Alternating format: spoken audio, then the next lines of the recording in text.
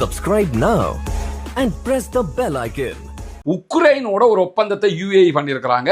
அதே மாதிரி நேற்று சவுதியும் பண்ணியிருந்தாங்க. என்ன ஒப்பந்தம்னு கேட்டா, வருகிற ஈரானுடைய ஆளில்லா விமானங்களை தடுக்கிற தொழில்நுட்பத்தை இனிமேல் உக்ரைன் உங்களுக்கு தரும். அவனுக்கு அவ்வளவு பெரிய யோக்கியதை இருக்கும் என்று சொல்லி சொன்னா, இப்ப ரஷ்யாட்ட தோத்துக்கிட்டு இருப்பானா? அவனே அமெரிக்காவை நம்பிக்கிட்டு கிடக்கிறான். அமெரிக்காக்காரனாலே உங்களை காப்பாற்ற முடியாம போயிடுச்சு. இப்ப உக்ரைன்காரன் வந்து காப்பாத்திடுவானா?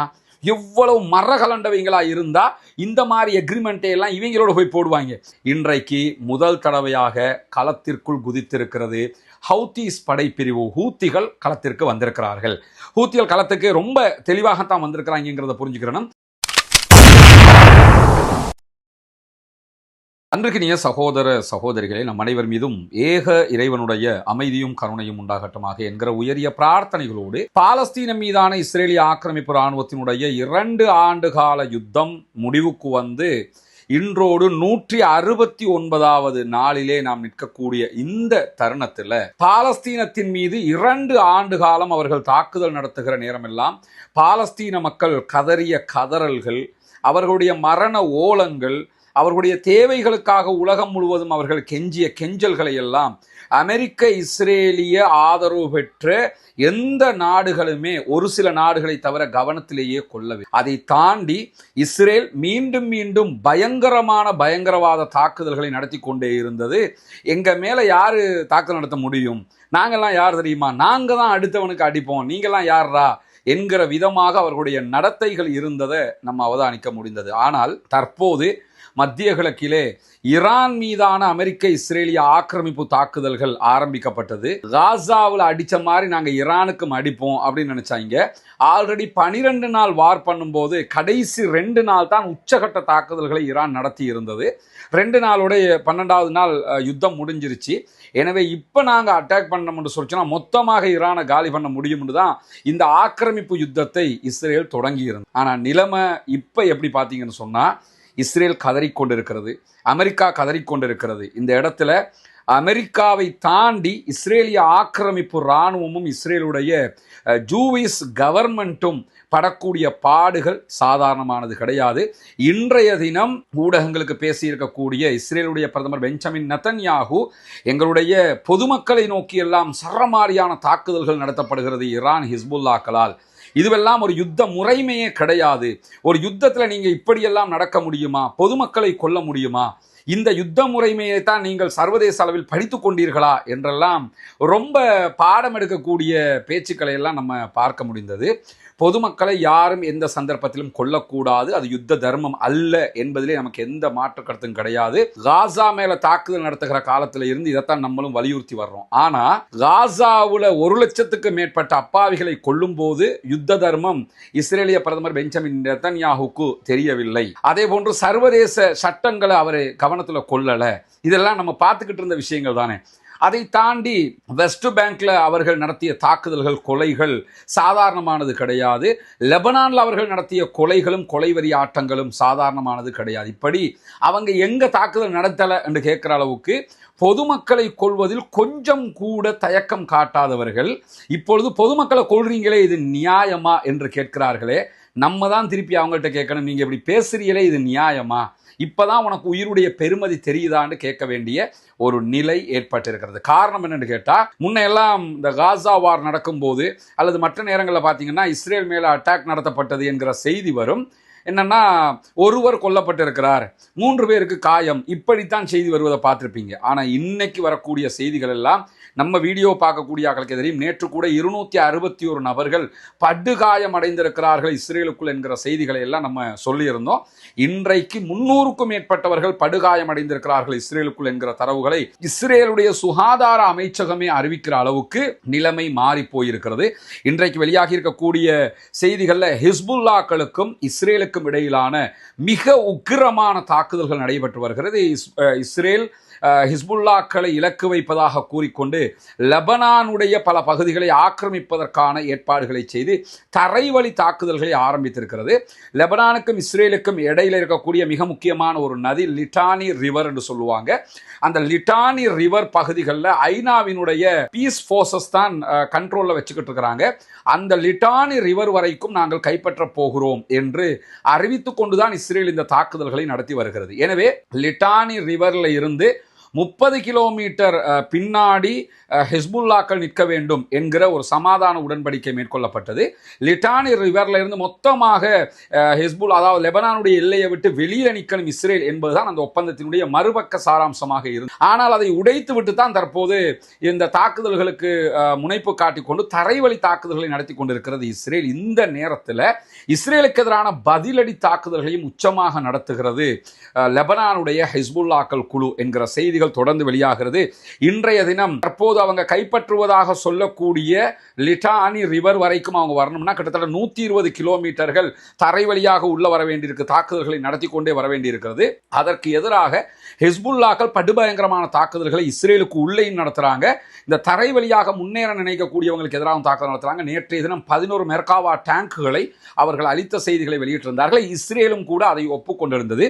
இன்றைக்கு மீண்டும் ஹிஸ்புல்லாக்கள் பதிலடி கொடுத்து கொண்டிருக்கிறார்கள் என்கிற செய்திகளுக்கு மேலதிகமாக ஈராக்ல இருக்கக்கூடிய ஈரானுக்கு ஆதரவான ஆயுத குழுக்கள் இன்றைய தினம் ஜோர்தான்ல இருக்கக்கூடிய அமெரிக்காவினுடைய விமானப்படை தளங்கள் மீது பல எதிர்ப்பு தாக்குதல்களை நடத்தி இருக்கிறார்கள் என்கிற செய்திகள் வெளியாகி இருக்கிற அதே நேரம் அமெரிக்காவும் இஸ்ரேலும் இணைந்து இதுவரைக்கும் ஈரானுக்குள்ள 120 தடவைகளுக்கு மேலாக கொத்து குண்டுகளை தாக்குதல் நடத்தி இருக்கிறார்கள். ஈரான் இஸ்ரேலுக்குள்ள கொத்து குண்டு கிளஸ்டர் குண்டு தாக்குதல் நடத்துறாங்க என்கிற செய்திகளை நம்மளே பல தடவை சொல்லி இருக்கிறோம். இஸ்ரேலும் எங்க மேல இப்படிலாம் நடத்தலாமான்னு கேட்டுக்கிறாங்க.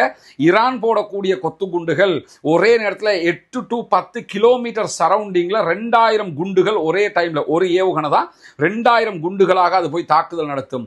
இது ஈரான் போடக்கூடிய கிளஸ்டர் குண்டு. இதே நேரத்தில் ஈரான் மேல இதுவரைக்கும் 120 தடவைகள் கொத்து குண்டுகளை பயன்படுத்தி இருக்கக்கூடிய இஸ்ரேலும் அமெரிக்காவும் அந்த அனைத்து குண்டுகளையுமே ஈரான் செயலிழக்க செய்திருக்கிறது. வானத்தில் வச்சே சுட்டு வீழ்த்திட்டோம், எங்க மேல அவங்க கொத்து குண்டு போடுறாங்க தான், ஆனால் அதில் இதுவரைக்கும் ஒரு குண்டு கூட எங்க மேல அட்டாக் பண்ணாத அளவுக்கு நாங்கள் எல்லாத்தையுமே தடுத்துட்டோம் என்கிற வெற்றிகரமான செய்திகளை இன்றைக்கு ஈரானுடைய IRGC சொல்லியிருக்கிறது. எனவே ஈரானுடைய இந்த வார்ல அவங்க பல சாதனைகளை படைச்சுக்கிட்டு இருக்கிறாங்க. அதுல முக்கியமானதான் F-35, F-16, F-18 வகையான அமெரிக்காவினுடைய உலகத்திலேயே இது மாதிரி ஒரு விமானம் கிடையாது. F-65 வந்துச்சுன்னு F-35 வந்ததுன்னு சொன்னா அவ்வளவுதான், அந்த நாடே அழிஞ்சிரும் என்று நினைத்து F-35 விமானங்கள், F-15 வகையான விமானங்கள், F-18 வகையான விமானங்களை அடித்து நொறுக்கியது. அதற்கு பிறகு USS ஜெரால்ட் ஃபோர்டை அடித்து விரட்டி அனுப்பினது. அந்த விமானம் தாங்கி கப்பல் தற்போது யுத்தத்தில் இல்லை. அதை தாண்டி 2-3 நாட்களுக்கு முன்பதாக கூட USS ஆபிரகாம் லிங்கன் மேல மீண்டும் தாக்குதல்களை நடத்தி இருப்பது. இப்படி பல தாக்குதல்களை ஈரான் வெற்றிகரமாக நடத்துகிற அதே நேரத்தில் தான் இந்த 120 கிளஸ்டர் குண்டுகளை தங்களுடைய நாட்டு மக்கள் மீது நடத்தப்பட்டதை தடுத்து அழித்திருக்கிறது என்பது மிகப்பெரிய வெற்றியாக பார்க்கப்படுகிறது ஈரானுக்கு. இதை தாண்டி இன்றைய நாள் ஈரான் ஐக்கிய அரபு எமிரேட்ஸ் UAE இருக்கக்கூடிய அமெரிக்காவினுடைய தளங்கள் மீது 20 பாலிஸ்டிக் ஏவுகணைகளும் 37 ஆளில்லா விமான தாக்குதல்களும் நடத்தி இருக்கிறது. கிட்டத்தட்ட 20 பாலிஸ்டிக் மிசைல், அதே போன்று 37 ட்ரோன் அட்டாக் நடத்தி இருக்கிறாங்க. இது எல்லாமே UAE அமெரிக்காவினுடைய படைத்தளத்தை நோக்கித்தான் நடத்தப்படுகிறது. இந்த இடத்துல என்ன கவனிச்சுக்கணும்னு கேட்டா, அமெரிக்கா எங்களை பாதுகாப்பான்னு நம்பி இருந்தவங்களுக்கு அமெரிக்கா கைவிட்டுட்டாங்க. ஏன்னா இந்த அரபு நாடு எல்லாத்தையும் நீங்கள் எடுத்துக்கிட்டீங்கன்னா எந்த ஒரு அரபு நாடும் போலீஸ் படையை மட்டும்தான் ரொம்ப முக்கியமாக பார்ப்பாங்க. நாட்டுக்குள்ளே அந்த டிராஃபிக்கை கிளியர் பண்ணணும், போலீஸ் அந்த சட்டம் ஒழுங்கு, இதுகளுக்காக போலீஸை ரொம்ப கவனமாக வச்சுக்கிட்டு இருந்தாங்க. இராணுவத்துக்கு பெரிய இன்ட்ரெஸ்டே காட்டல. எல்லாத்தையுமே அமெரிக்கா பார்த்துக்கிறோம், நம்ம தான் அமெரிக்கா கப்பம் கட்டிக்கிட்டு இருக்கிறோம்ல, எவன் நம்மளை அடிக்க வந்தாலும் அமெரிக்க இராணுவம் வந்து உள்ளே வந்து நம்மளை காப்பாற்றிடுவான் என்கிற நம்பிக்கையில் இருந்தாங்க. ஆனால் இப்போ விழுகிற அடி எல்லாமே அமெரிக்க இராணுவத்தையே அடித்து தாக்கிக்கிட்டு இருக்கிறாங்க. ஒன்றுமே பண்ண முடியாத நிலையில தான் தற்போது அமெரிக்காவினுடைய தளத்தின் மீது இன்றைக்கு 20 பாலிஸ்டிக் மிசைல் தாக்குதல்கள் தொடர்ந்து நடத்தப்பட்டிருக்கு. இதுலையும் நல்லா கவனிச்சுக்கிறீங்க. இன்னைக்கு 2 வீடியோ நம்ம போட்டிருக்கிறோம். அமெரிக்க அதிபர் டொனால்ட் ட்ரம்ப் ஏற்கனவே சொன்னது பொய் என்று சொல்லி நேற்றைய தினம் அமெரிக்காவினுடைய உளவு பிரிவை அறிவிச்சிட்டாங்க. ஈரானுடைய 80 தொடக்கம் 90% ஏவுகணைகளை நாங்கள் அழிச்சிட்டோம்னு அமெரிக்க அதிபர் சொல்லியிருந்தாரு. அதெல்லாம் கிடையாது. ஈரானுடைய மிசைல்ஸ்ல 1/3 கூட முழுமையாக அழிக்கவில்லை அமெரிக்கா. அது மட்டும் இல்லாம அமெரிக்கா சொன்னதெல்லாம் பொய்ங்கிறதுக்கு இன்னைக்கும் என்ன ஆதாரம்னு கேட்டா அவங்களுடைய பாலிஸ்டிக் மிசைல் எல்லாத்தையுமே அழிச்சது உண்மையா இருந்தா இன்னைக்கு எப்படி 20 ஏவுகணைகளை துபாயை நோக்கி ஏவி இருக்கிறான், அதே மாதிரி இவ்வளவு ஆளில்லா விமான தாக்குதல்களை எப்படி நடத்தி இருக்கிறான்ங்கிற கேள்விகளும் வரக்கூடிய நேரத்தில் தான் ஆல்ரெடி அமெரிக்காவையே நம்பி அவனால நம்மளை காப்பாற்ற முடியாது என்று ரொம்ப அடிவாங்கி கொண்டிருக்கிறது அரபு நாடுகள். சவுதி, யுஏஇ, பஹ்ரைன், குவைத்து, எல்லா மிடில் ஈஸ்ட் கண்ட்ரிகளையும், குறிப்பாக இந்த வளைகுடாவில் இருக்கக்கூடிய கல்ஃப் கண்ட்ரிஸுகள். அமெரிக்காக்காரன் எப்படியுமே நம்மளை காப்பாற்றிடுவான்னு தான் நினைச்சாங்க. இப்போ அமெரிக்காவினுடைய அயன் டோமால காப்பாற்ற முடியல, அமெரிக்காவுடைய ஏரோ சிஸ்டத்தால காப்பாற்ற முடியல, இப்படி இருந்தாங்களா? இப்பவும் அதே வேலையை பார்த்துருக்காங்க. பாருங்க, என்னன்னா உக்ரைனோட ஒரு ஒப்பந்தத்தை யுஏஇ பண்ணியிருக்கிறாங்க, அதே மாதிரி நேற்று சவுதியும் பண்ணியிருந்தாங்க. என்ன ஒப்பந்தம் கேட்டா, வருகிற ஈரானுடைய ஆளில்லா விமானங்களை தடுக்கிற தொழில்நுட்பத்தை இனிமேல் உக்ரைன் உங்களுக்கு தரும். அவனுக்கு அவ்வளவு பெரிய யோக்கியதை இருக்கும் என்று சொல்லி சொன்னா இப்ப ரஷ்யாட்ட தோத்துக்கிட்டு இருப்பானா?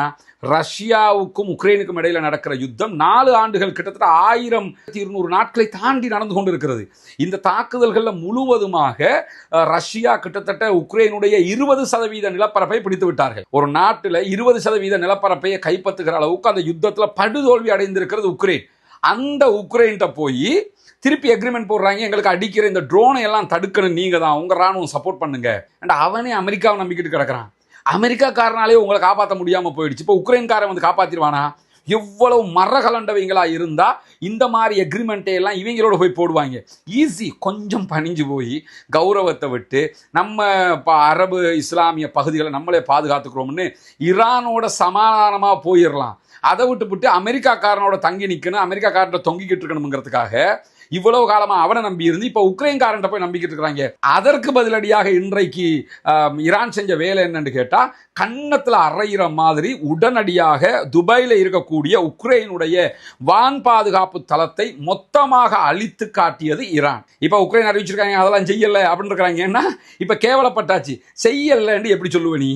அவன் தான் அடிச்சுட்டு நாங்கள் அடிச்சமுடான்றதை நிரூபிச்சு கிடக்குறாங்க. துபாயில் இன்னைக்கு எக்ரிமெண்ட் போட முன்னாடியே இவங்க இந்த மாதிரி வான் பாதுகாப்பு சிஸ்டங்களை ஆல்ரெடி உக்ரைனோட செஞ்சு தான் வச்சிருந்துருக்கிறாங்க. அது ஈரானுக்கு தெரிஞ்சிருக்குது. நீ இன்னைக்கு அக்ரிமெண்ட் போடுறல்ல, சரி அவன் எப்படி எங்களுடைய ஏவுகணையை தடுக்கிறான்னு பார்ப்போம். அதுக்கு தான் இன்னைக்கு துபாய்க்கு 20 மிசைல் அடிச்சு அவங்களுடைய உக்ரைனுடைய வான் பாதுகாப்பு சிஸ்டத்தையே, அமெரிக்காவினுடைய தேடையே அடிச்சுட்டான் அவன். அமெரிக்காவினுடைய இஸ்ரேலில் இருக்கக்கூடிய அயன்டோமே அடிச்சுன்னு உருக்கிட்டாங்க. உக்ரைன்காரன் ஒரு பெரிய மேட்ரா, அவனுக்கு மாபெரும் பாடி பில்டர் உலகத்திலே பேர் எடுத்தவனே அடிச்சு முடிச்சுட்டா நம்ம ஊர்ல இருக்க சாதாரணமான ஆக்களை அடிக்கிற பெரிய விஷயமா? இன்னைக்கு உக்ரைனுடைய படைத்தளத்தையும் அடித்து நொறுக்கி இருக்கிறது ஈரான் என்கிற செய்திகள் இன்றைக்கு வெளியாக இருக்கிற அதே நேரத்தில் துபாயில் இருக்கக்கூடிய அமெரிக்காவினுடைய படைகள் மீதும் இன்றைக்கு உச்சகட்டமான தாக்குதல்கள். இந்த 20 மிசைலுங்கிறது சும்மா அடிக்கல. அவங்க துபாயில் 500க்கும் மேற்பட்ட அமெரிக்கன் போர்சஸ் பதுங்கி இருக்கக்கூடிய 2 இடங்களை இன்றைக்கு அடையாளம் கண்டிருக்கிறாங்க. அதாவது அமெரிக்கன் போர்சஸ் இருக்கிற இடம் இல்லை, பதுங்கி இருக்கிற இடம். இப்ப அமெரிக்கன் போர்சஸே எல்லா நாடுகளையும் ஒழிச்சுக்கிட்டு தான் இருக்கிறான். எவன் நம்மளை பாதுகாப்பான்னு நினைச்சானோ அவன் இப்போ ஒழிச்சுக்கிட்டு நிற்கிறான். எல்லா இடத்துலையும் பதுங்கி இருந்த 500 பேருக்கு மேல பதுங்கி இருந்த இடங்கள் மேல உச்சகட்ட தாக்குதல்கள் நடத்தப்பட்டிருக்குது. அமெரிக்கா என்ன சொல்லுதுன்னா, இல்லையே எங்க மேலாம் அட்டாக் நடக்கலையே அப்படின்னு கிடக்குறாங்க.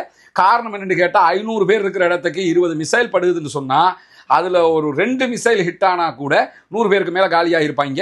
ஆனா இந்த செய்திகளை எல்லாம் இப்பொழுது மறைத்து கொண்டிருக்கிறார்கள் என்கிற செய்திகளை நீங்க புரிஞ்சுக்கிற அதே நேரத்தில் ஓமான் கடற்கரைக்கு கொஞ்சம் தொலைவில் இருந்த அமெரிக்காவினுடைய விமானம் தாங்கி கப்பலுக்கு துணையாக வருகிற அமெரிக்காவினுடைய இராணுவ கப்பல் மேல இன்றைக்கு அட்டாக் பண்ணி இருக்கிறாங்க ஈரான். அந்த கப்பல் அழிக்கப்பட்டிருக்கிறது என்கிற செய்திகள் வெளியாகி இருக்கிற அதே நேரம் எங்களுக்கும் ஓமானுக்கும் இடையிலான உறவுகள் நன்றாகவே இருக்கிறது. இது நாங்கள் ஓமானுக்கு அடிக்கல, ஓமான் கடல் எல்லையிலிருந்து அமெரிக்காவினுடைய இராணுவ கப்பலுக்கு பாதுகாப்பாக வந்த, அமெரிக்காவினுடைய விமானம் தாங்கி கப்பலுக்கு பாதுகாப்பாக வந்த இராணுவ கப்பலுக்கு தான் அடிச்சிருக்கிறோம் என்பதை திட்ட தெளிவாக இன்றைக்கு ஈரானுடைய IRGC சொல்லி இருப்பதை நம்ம பார்க்க முடிகிற அதே நேரத்தில் இன்றைக்கு முதல் தடவையாக களத்திற்குள் குதித்திருக்கிறது ஹவுத்தீஸ் படைப்பிரிவு. ஹூத்திகள் களத்திற்கு வந்திருக்கிறார்கள். ஹூத்திகள் களத்துக்கு ரொம்ப தெளிவாகத்தான் வந்திருக்கிறாங்கிறத புரிஞ்சுக்கிறணும். இன்றைக்கு முதலாவது அட்டாக் அவங்க இஸ்ரேலை நோக்கி நடத்தி இருக்கிறாங்க. யமன்ல இருந்து இஸ்ரேலுக்கு 2020 கிலோமீட்டர் தொலைவு இருக்கிறது. நேரடியாக இஸ்ரேலுக்கு அட்டாக் பண்ணி இருக்கிறாங்க. இஸ்ரேல் அந்த ஏவுகணையை தடுத்து நிறுத்திருக்கிறோம் சொல்லியிருக்கிறாங்க. ஆனால் இன்றைக்கு ஹூத்திஸ் வெளியிட்டிருக்கக்கூடிய அறிவிப்பில் நீங்க தடுக்காம போங்க, ஆனால் இனிமேல் அட்டாக் தொடரும் என்று அறிவிச்சிட்டாங்க. ஆனால் இந்த அட்டாக் இஸ்ரேலை நோக்கியதான். ஆல்ரெடி அவங்க அவங்க சொல்லிட்டாங்க, சவுதிக்கு, பஹ்ரைனுக்கு, எல்லா அரபு கண்ட்ரிக்கும் சொல்லிட்டாங்க, நாங்கள் இஸ்ரேலுக்கு தாக்குதல் நடத்தும் போது அதை நீங்கள் யாரும் தடுக்க வரக்கூடாது, நீங்கள் தடுக்காத வரைக்கும் உங்கள் மேலே நாங்கள் அட்டாக் பண்ண மாட்டோம். எங்களுக்கு ஈரானோடு உறவு இருக்கிறது, உங்களோடு பகை இல்லை. ஈரானோடு இருக்கிற உறவுக்கு நாங்கள் இஸ்ரேலுக்கு அடிப்போம், உங்களோட நாங்கள் எந்த அட்டாக்குக்கும் வரலைங்கிறாங்க. ஒன்று. ரெண்டாவது காரணம் என்னன்னு கேட்டால், அமெரிக்காவுக்கும் ஹூத்திஸுக்கும் இடையில ஒரு எழுதப்படாத இன் ரிட்டன் இல்லாமல் வேர்ப்லி ஒரு எக்ரிமெண்ட் இருக்குது. அந்த எக்ரிமெண்ட் படி தான் அமெரிக்காவுடைய கப்பல் அந்த காசா பிரச்சனை இடத்துல ஹவுத்திஸ் மேலே அட்டாக் பண்ணிட்டு அவங்க கிளம்பி போனது டொனால்ட் ட்ரம்ப் ஆட்சிக்கு வந்ததோட. என்னன்னா, நாங்கள் அமெரிக்காவோட சண்டைக்கு வரலை, எங்களுடைய சண்டை யாரோட இருக்குதுன்னு சொன்னால் இஸ்ரேலோட தான் இருக்குது. எனவே இஸ்ரேலுக்கு நாங்கள் அட்டாக் பண்ணக்கலாம், அரபு நாடு எவனும் தடுக்க வரக்கூடாது, அமெரிக்காவுடைய யாரும் தடுக்க வரக்கூடாது. அவங்க தடுத்தா தடுத்துக்கிட்டோம், நீங்கள் தடுக்க வந்தீங்கன்னா உங்களுக்கும் அட்டாக் பண்ணுவோம் இருக்கிறாங்க. ஒன்று. ரெண்டாவது, அவர்களுடைய ஸ்டேட்மெண்ட் ரொம்ப தெளிவாக இருக்குது. என்னன்னு கேட்டால், எங்களுக்கு அரபு இஸ்லாமிய சகோதரர்களை பாதுகாப்பது தான் நோக்கம், உங்களோட சண்டை பிடிக்கிறது எங்கள் நோக்கம் கிடையாதுன்ட்டாங்க. இந்த இடத்துல இந்த ஹவுத்தீஸை ரொம்ப நெகிழ்வாக அரபு நாடுகள் நடத்த வேண்டிய தேவை இருக்குது. குறிப்பாக அமெரிக்கா, இஸ்ரேல் கூட ரொம்ப நெகிழ்வாக தான் நடத்தணும். இப்போ அவங்க மேலே அட்டாக் பண்ணினா, ரிப்பீட் அட்டாக் பண்ணினா அவங்க என்ன செய்வாங்கன்னு கேட்டால், நாங்கள் பாபல் மந்தபம் மூடுவோம் அப்படின்ட்டாங்க. பாபல் மந்தபங்கிறது செங்கடலில் இருக்கக்கூடிய, இப்போ ஆல்ரெடி ஹொர்முஸை மூடி வச்சிருக்கிறதுனால உலகம் முழுவதும் பெட்ரோலிய ஆபத்தில் நம்ம சிக்கிக்கிட்டு இருக்கிறோம். பெரிய பொருளாதார இழப்புகள் மிடில் ஈஸ்ட் கண்ட்ரிக்கு மட்டுமல்ல, அமெரிக்கா வரைக்கும் தாண்டவமாடி கொண்டிருக்கிறது. அத்தனை பேருமே இந்த யுத்தத்தை நிறுத்துறதுக்கு துடிக்கிறதுக்கான காரணமே அதுதான். அடுத்ததாக இப்போ நீங்கள் ஹொர்முஸை மூடிட்டான்னா, இப்போ சவுதி அரேபியாவுக்கு இருக்கிற ஒரே வாய்ப்பு என்னன்னா, சவுதி அரேபியா தன்னுடைய கிழக்கு பகுதி துறைமுகங்களில் இருந்து மேலே சுயஸ் கால்வாய் வரைக்கும் கப்பல்கள் மூலமாக அவருடைய எண்ணெய்களை ஏற்றுமதி செய்யலாம். அதே போல் கீழே என்ன செய்யலாம்னா, நம்ம நாடு மாதிரி மலேசியா, சிங்கப்பூர் இதுகளுக்கும் ஏற்றுமதி பண்ணலாம் ரெட் சி வழியாக. ஆனால் இந்த ரெட் சி வழியாக போகிற கப்பல்களுக்கும் ஹூத்திஸ் அடிக்க ஆரம்பிச்சிட்டாங்கன்னா, பாபல் மந்தபம் மூடுறதாக அறிவிச்சிட்டாங்கன்னா, அவங்க எப்படி இஸ்ரேல் ஈரான் எப்படி ஹொர்முஸை மூடுறதா அறிவிச்சிருக்கிறாங்களோ, அது மாதிரி காசாவுடைய பிரச்சனை நேரத்தில் ஆல்ரெடி இந்த பாபல் மந்தபம் மூடி வச்சிருந்தாங்க. 200க்கும் மேற்பட்ட சர்வதேச கப்பல்கள் மேலே அட்டாக் பண்ணியிருந்தாங்க. அந்த அறிவிப்பை ஹவுத்தீஸும் வெளியிட்டுட்டாங்கன்னு சொன்னா, சுயஸ் கால்வாய்க்கு வருமானம் இல்லாம, குறிப்பாக ஈஜிப்டுக்கு வருமானம் மொத்தமாக அடிபட்டு போயிடும். சுயஸ் கால்வாயால் எந்த கப்பலும் போக முடியாது. எல்லோருமே ஆப்பிரிக்காவை சுற்றி தான் வரணும். சுற்றி எதுக்கு வரணும் அது சொல்லுங்க? பெட்ரோலே கிடையாது, ஏற்றிக்கிட்டு போகிறதுக்கு வழியே இல்லை, அப்போ எதுக்கு வரணும் ஆகிரும். எனவே அடுத்த ஆபத்துக்குள் உலகம் நுழைந்து கொண்டிருக்கிறது. தற்போது ஹவுத்தீஸ் களத்துக்கு வந்திருப்பது என்பது ஈரானால் பெரிய வெற்றியை நோக்கி ஈரான் நகர்ந்து கொண்டிருக்கிறது என்பதை உலகத்துக்கு காட்டுகிறது. அதே நேரம் அமெரிக்கா எவ்வளவு பெரிய முட்டாள்தனமான தாக்குதலுக்கு இஸ்ரேல்காரன் பேச்சை கேட்டுக்கிட்டு உள்ள நுழைஞ்சு வாங்கி கட்டிக்கிட்டு இருக்கிறாங்கிறத அத்தனை பேரும் புரியக்கூடிய ஒரு சந்தர்ப்பமாக இது மாறி இருக்கிறது. எனவே மீண்டும் மீண்டும் அமெரிக்க அதிபர் டொனால்ட் ட்ரம்ப் கண்ணாடியை பார்த்துக்கிட்டு திட்டிக்கிடுவாப்புல, நம்ம தேவைக்கு இல்லாமல் இந்த ஜூவிஸ்ட பேச்சை கேட்டுக்கிட்டு, ஜியோனிஸ்ட பேச்சை கேட்டுக்கிட்டு இந்த யுத்தத்துக்குள்ளே போயிட்டோம், இவ்வளவு தூரம் ஈரான் அடிப்பான்னு நாங்கள் நினைச்சே பார்க்க மாட்டோம்ங்கிறது அவருடைய எண்ணப்பாடாக இருக்கிறது. எனவே சேனல்லையும் 2 வீடியோக்கள் போட்டிருக்கிறோம். ஒன்று, அமெரிக்க அதிபர் டொனால்ட் ட்ரம்ப் ஈரானுடைய ஆயுதங்கள் அளித்ததாக சொன்னது எவ்வளவு பெரிய பொய் என்று சொல்லி அவர்களுடைய உளவு பிரிவுகளே சொல்லியிருக்கக்கூடிய தகவல்களை நேற்று வாஷிங்டன் போஸ்ட் போட்டிருந்தாங்க. அது ராய்ட்டரை தழுவி சொல்லப்பட்ட செய்திகள். அதை அரபு உலக ஊடகங்கள் பெரிய அளவில் விவரித்திருந்தாங்க. அதை அப்படியே தனி வீடியோவாக நம்ம போட்டிருக்கிறோம். அதே மாதிரி சுயஸ் கால்வாய் மாதிரி பதிலாக துபாய் ஒரு 200 பில்லியன் செலவழிச்சு ஒரு கால்வாயை தோண்டணுங்கிற ஒரு திட்டத்தை கொண்டு வந்தாங்க. அது என்ன ஏதுங்கிறது சம்பந்தமாக ஒரு தனி வீடியோ போட்டிருக்கோம். பார்க்காத சகோதரர்கள் அதையும் பார்த்துக் கொள்ளுங்கள். நம்ம வீடியோ நீங்கள் யூடியூப்பை ஓப்பன் பண்ணும் போதே உங்களுக்கு வந்து சேரணுமாக இருந்தால் என்கிற சேனல்ல போய் சப்ஸ்கிரைப் பட்டனை சப்ஸ்கிரைப் பண்ணிட்டு இந்த 2 சேனல்லையும் இணைஞ்சுக்கிட்டீங்கன்னு சொன்னா உங்களுக்கு நம்முடைய செய்திகள் உடனுக்குடன் வந்து சேர்ந்துவிடும். பொறுத்திருந்து பார்ப்போம் என்னவெல்லாம் நடக்கிறது என்பதை. ஆக்கிரமிப்புகள் ஓய வேண்டும், ஈரான் மீதான அப்பாவிகள் மீதான ஆக்கிரமிப்பு தாக்குதல்கள் நிறுத்தப்பட வேண்டும், மத்திய கிழக்கு அமைதி பெற வேண்டும், முழு உலகம் அமைதி பெற வேண்டும் என்கிற உயரிய பிரார்த்தனைகளோடு பாலஸ்தீன அப்பாவிகளுக்காகவும் தொடர்ந்து பிரார்த்திக்கிற அதே நேரம் ஜனநாயக ரீதியாக ஆக்கிரமிப்பாளர்களுக்கு எதிராக தொடர்ந்தும் குரல் எழுப்புவோமாக. வாஹதவானா அல்ஹம்துலில்லாஹி ரப்பில் ஆலமீன். Subscribe now and press the bell icon.